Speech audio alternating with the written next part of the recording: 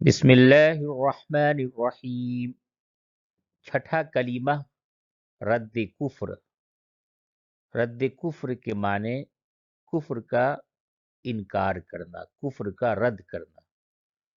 اللہم انی اعوذ بک من ان اشرک بک شیئا وانا اعلم به واستغفرک لما لا اعلم به تبت عنہ وتبرأت من الكفر والشرك والكذب والغيبة والبدعة والنميمة والفواحش والبهتان والمعاصي كلها وأسلمت وأقول لا إله إلا الله محمد رسول اللہ۔